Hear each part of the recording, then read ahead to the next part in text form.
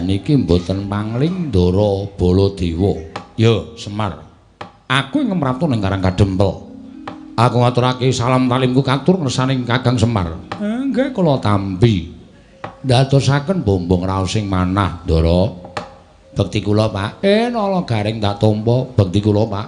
Petruk tak tampa. Bekti kula, Mir. Bagong tak tampa pangestune Bapak Tampanana. Lha pun dinggo jimat ndadosaken paripik. Niki kok malah sampean bareng kalih anak-anak kula, Kakang Semar. Kula wonten dawuh.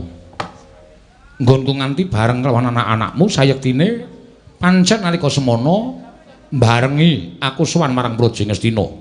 Ya mong aku ora ngawruhi marang sowane Petruk ingkang mbok duta supaya mboyong marang werku Darapadene Janaka kondur marang negara Ngamarta. Ya mong nalika semana ngerti-ngerti aku nalika bakal kondur marang negara ing Mandura. Petruk ingkang padha kejegan karo para Sata Kurawa wekasan keplayu awit dioyak dening werku Darapadene Janaka. Tumuli aku ing sak biyantu kelawan Petruk lan Bagong wekasan Janaka lan Werkudara mundur saka peperangan. Tumuli aku duwe ego penemu yen to perkara iki bakal tak wadulake marang Semar. Perkara napa? Perkara yen to negara Ngastina ana pendhita anyar katon sing jeneng Begawan Dewa Buddha ingkang darbe niat bakal murungake perang gedhe Bratayuda Jaya Binangun. Semar. Mesine Semar ya ngerti yen to perang gedhe Bratayuda Jaya Binangun kuwi pancen dadi kodrating Jawata. Kowe pesthi ora bakal bisa diselaki. Saka panglasaku yen ana menungsa sarta wujuding Brahmana ingkang bakal murungake Bratayuda, iki bakal gawe geger jagat. Sabab Bratayuda kuwi perang suci. Perang luwaring punaki sapa utang bakal nyaur, sapa nyilih bakal ngolehake. Ing kono bakal katandha luwaring punaki para satriya. Nggih, pancen bener. Sarta bakal katandha kisah sing angkara murka ingkang bakal kalah kelawan watak sadu budi kasinggihan mekaten. Lah kok ana pendhita ingkang bakal murungake perang gedhe Bratayuda Jaya Binangun. Monggo barang aku ngerti salat-saranane wurunging perang Bratayuda. Ora ana kejaba mung kudu ditumbali nganggo bantening Kakang Semar Badranaya. Lah salah kula napa? Kleru kula teng pundi lah kok dadi kula sing ajeng diancam matine.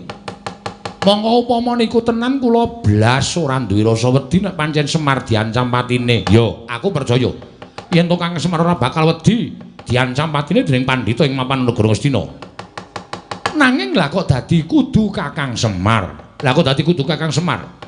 Sing dadi banten monggo ora mung Kakang Nayantaka. Sing diancam patine klebu adhiku Yai Prabu Ndarawati uga diancam patine dening pendhita ing mapan negara Ngastina.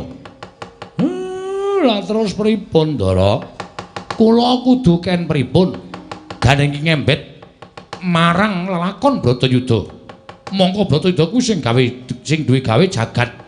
Tegese perkara iki ora perkara baen-baen. Yen nganti Werkudara Janaka ora gelem bali marang negara Ngamarta, apa ora katriwandan apa ora geger jagat saisine nyumurupi kananing kaya mengkene mau. Lah terus Semar, kowe munggah ning kayangan nyuwuna pengadilan lan para dewa. Lah kok dadi ana kanan kaya mengkene iki, dewa kemeng padha meneng wae iki terus kewajibane apa? Kowe munggah ning kayangan Kakang Semar.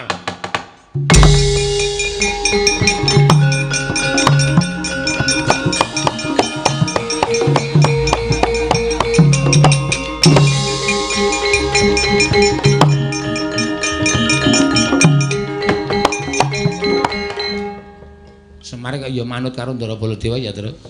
Ambo mari. Semar kowe munggah ning kayangan, Man. Jleng. Munggah ning kayangan. Romansaku bapak ki ning kayangan apa ning diwae kok gampang men ya? Heeh. Kowe karo aku dadak ndi sing pesen Gojek. Ha iya. Pesen angkutan.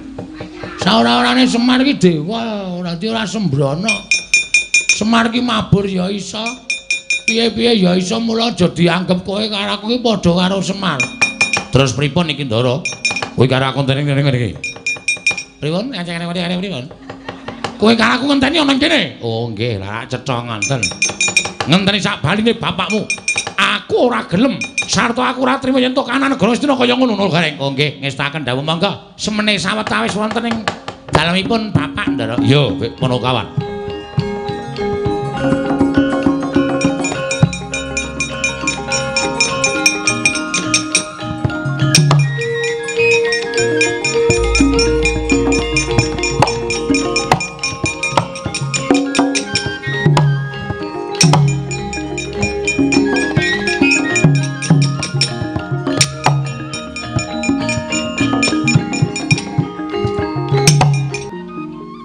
Masnu nama sidam sekaring bawuna langgeng wayah ulun sukma wicara ih wonten timbalaning ngadawu ulun ngerti apa ingkang bebeda lawan ati kita krana kadang kita sakarone ya kuwi Werkudara kelawan Janaka sajake kapilut ana ing negara Ngastina tumuli suwita marang pendhita anyar katon kang aran Dewa Buddha inggih ulun.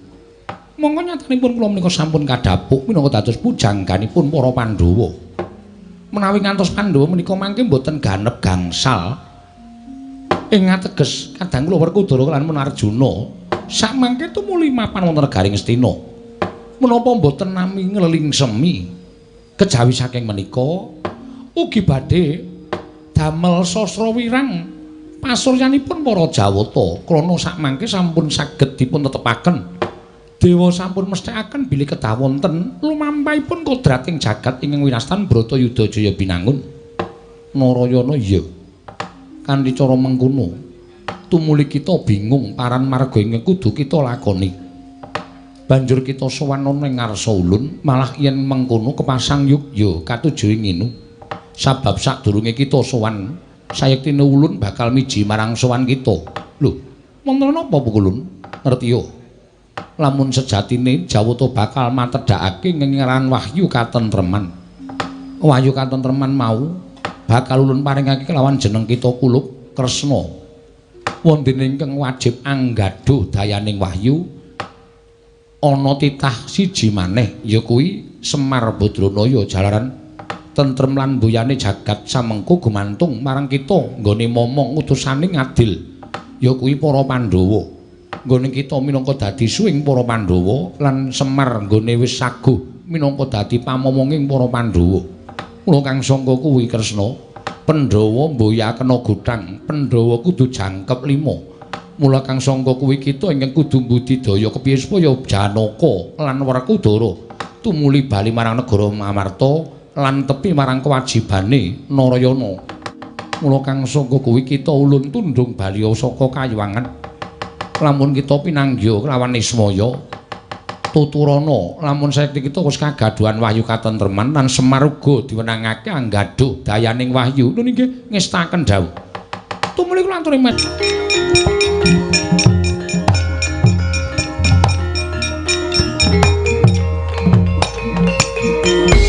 Tundang ganjing langit kelap-lapaton lir kincang ing risang mawe gandrung sinuwun Ndarawati ya Kakang Semar